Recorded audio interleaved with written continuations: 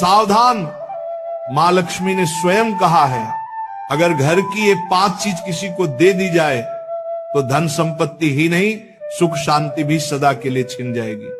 क्या आप जानते हैं, आपके घर की 5 साधारण चीजें ही आपकी किस्मत तय करती हैं। मां लक्ष्मी ने चेतावनी दी है, गलती से भी इन्हें दान कर दिया तो घर में आ जाएगी भयंकर गरीबी। बहुत समय पहले प्राचीन भारत के एक छोटे से नगर विशालपुर में एक साथ वसुदेव, सुभद्रा और माधव पहाड़ों की कठिन राह से गुजर रहे थे। एक रात वे एक आश्रम पहुंचे। वहां एक वृद्ध साध्वी ध्यान में लीन थी। साध्वी ने वसुदेव को देखकर मुस्कुराते हुए कहा, तुम्हें लक्ष्मी माता के 5 रहस्य जानने हैं ना? ध्यान से सुनो। ये पहली वस्तु है चूल्हे की राख, इसे किसी को मत दो, ये घर की लक्ष्मी को बाहर कर देती है। वसुदेव ने प्रणाम किया और रहस्य को याद कर लिया। दूसरे दिन वे आगे बढ़े। एक गांव में देखा कि लोग अपने घर से झाड़ू निकालकर दूसरों को दे रहे। वसुदेव ने आश्चर्य से पूछा, तुम लोग ऐसा क्यों करते हो? एक युवक बोला, हम मानते हैं कि पुराना झाड़ू देने से दरिद्रता चली जाती है। लेकिन तभी आकाश में गड़गड़ाहट हुई, जैसे स्वयं माता लक्ष्मी बोल रही हो, मूर्खों, झाड़ू लक्ष्मी का निवास है।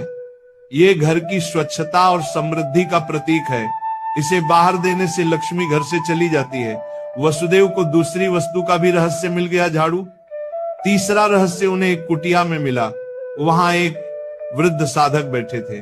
उनके सामने दीपक जल रहा था। साधक ने कहा, बेटा, घर का जलता हुआ दीपक या उससे जली हुई लौ कभी किसी को मत दो। ये घर की ज्योति और आयु का प्रतीक है। इसे देने से सुख शांति चली जाती है। वसुदेव ने तीसरी वस्तु भी जान ली।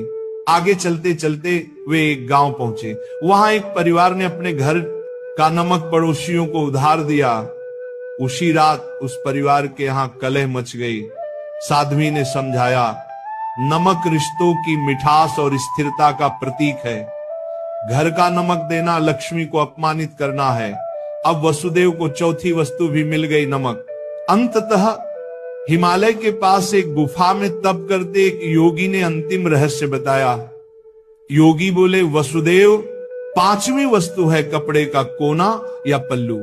महिलाएं अक्सर पुराने कपड़े का पल्लू काट कर दे देती हैं, लेकिन यही स्त्री की लक्ष्मी और घर की मर्यादा का प्रतीक है।